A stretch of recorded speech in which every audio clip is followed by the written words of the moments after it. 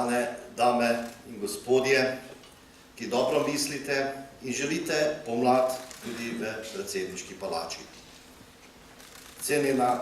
Cenjeni gospod poslanec z Evropskega parlamenta, dr. Lojze Peterle, cenjeni poslanec Evropskega parlamenta, sedanji dr. Milan Zver, bivši minister za šolstvo in šport in dragi bodoči predsednik Republike Slovenije.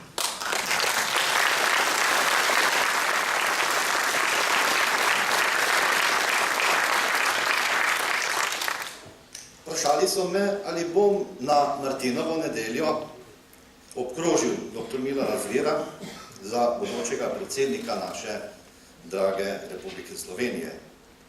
Rekel sem, da seveda z velikim veseljem, ravno tako, da bom tudi vse moje nagovoril, ne bo to domače, prijatelje in seveda vse, ki poznam, ne gredo po tej poti in obkrožijo in ne pridejo na volitve. Mislim, da je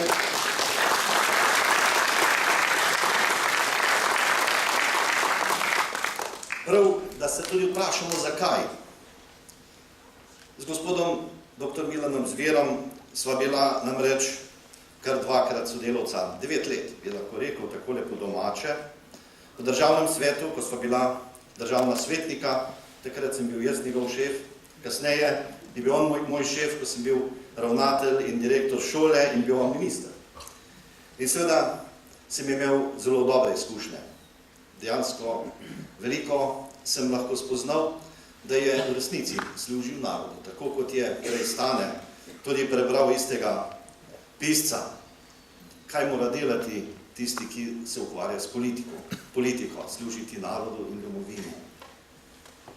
Moje izkušnje seveda z dr. Milanom Zverom in vsem lahko rečejo takole, da je človek, ki na nek način lahko vrne Slovenijo v Sloveniji pomlad, lahko vrne Sloveniji optimizem, ljudem ljudskost, človečnost, da ne bodo le orodje ali roboti za ustvarjanje dobička nekaj posameznih tajkunom, nekaj posameznim tajkunom ali nekemu kapitalu.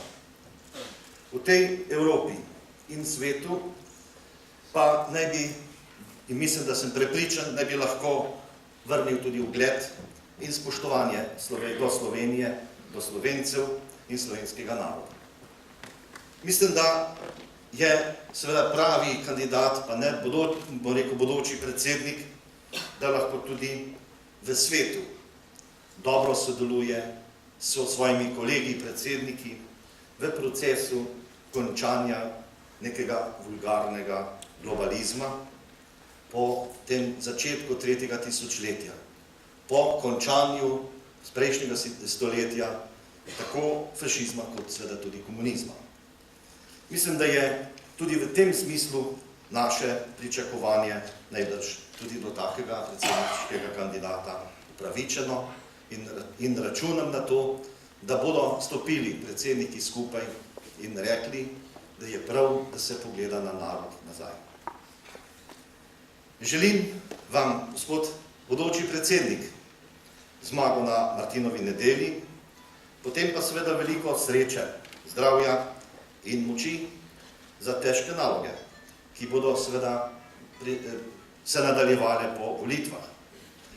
Seveda naloge, ki naj bi šle k pravim vrednotam, iskanju pravih vrednot za nas, naloge, ki bi pomagale ljudem in našemu narodu in Sloveniji k pravemu poštenemu delu, naloge, ki bodo vodile k služenju našemu slovenskemu narodu, naši domovini in ne seveda tajkunskim kapitalom in kapitalistom. Jaz seveda želim, da bomo imeli v bodoče resnici človeka, ki ne bo služil ozadjem forumom in podobno. Mislim, da imamo v bodočem predsedniku takega človeka in seveda želim veliko uspehov.